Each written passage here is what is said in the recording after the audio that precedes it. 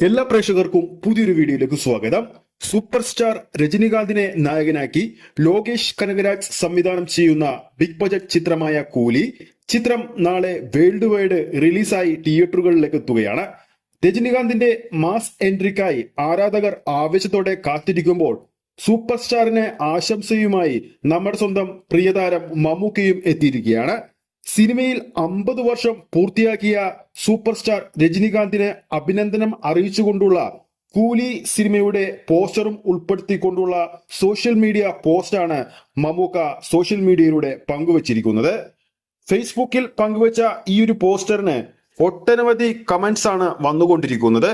ഇനി കൂലി സിനിമയിൽ, അതായത് ലോകേഷ് കനകരാജ് സംവിധാനം ചെയ്യുന്ന കൂലി സിനിമയിൽ മമ്മൂക്ക ഗസ്റ്റ് അപ്പിയറൻസിൽ ഉണ്ടോ എന്ന തരത്തിലുള്ള കമന്റ്സുകളും ആ ഒരു പോസ്റ്ററിന് താഴെ നമുക്ക് കാണാൻ സാധിക്കുന്നുണ്ട്.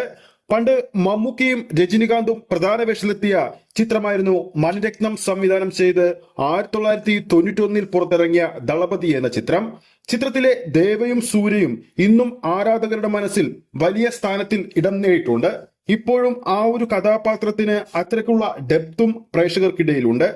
ദളപതിയിലെ പഴയ സൂര്യ ദേവ പോലെയുള്ള ഒരു ഫ്രണ്ട്ഷിപ്പ് കോംബോ കൂലി സിനിമയിലും പ്രതീക്ഷിക്കുന്നുണ്ടെന്ന് കമന്റുകളിൽ നമുക്ക് കാണാൻ സാധിക്കും. അത്തരമൊരു കോമ്പിനേഷൻ കൂലി സിനിമയിൽ വന്നാൽ ബോക്സ് ഓഫീസിന്റെ കാര്യം പിന്നെ പറയേണ്ട കാര്യമില്ല. മമ്മൂക്ക ആരാധകർക്കും സിനിമാ പ്രേമികൾക്കും അതൊരു ഉത്സവ രാവ് തന്നെയായിരിക്കും. കൂലിയിൽ രജനിക്കൊപ്പം വൻപൻ താരങ്ങൾ ഒന്നിക്കുമ്പോൾ വിക്രം, ലിയോ തുടങ്ങിയ സൂപ്പർ ഹിറ്റ് ചിത്രങ്ങൾക്ക് ശേഷമാണ് ലോകേഷും സൂപ്പർ സ്റ്റാറും വീണ്ടും ഒന്നിക്കുന്നു എന്ന വാർത്തകൾ കേട്ടപ്പോൾ തന്നെ വലിയ പ്രതീക്ഷയിലൂടെയാണ് ചിത്രത്തിന് വേണ്ടി ആരാധകർ കാത്തിരുന്നത്.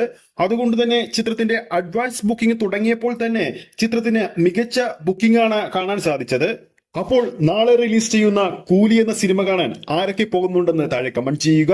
ഈ ഒരു വീഡിയോ ഇഷ്ടപ്പെട്ടിട്ടുണ്ടെങ്കിൽ വീഡിയോ ലൈക്ക് ചെയ്യാനും ചാനൽ സബ്സ്ക്രൈബ് ചെയ്യുന്ന കാര്യം ഓർമ്മിപ്പിക്കുന്നു. ഫേസ്ബുക്ക് പേജിലൂടെയാണ് ഈ ഒരു വീഡിയോ കാണുന്നതെങ്കിൽ ഫേസ്ബുക്ക് പേജ് ഫോളോ ചെയ്യുക. അടുത്തൊരു അപ്ഡേറ്റുമായി നമുക്ക് വീണ്ടും കാണാം.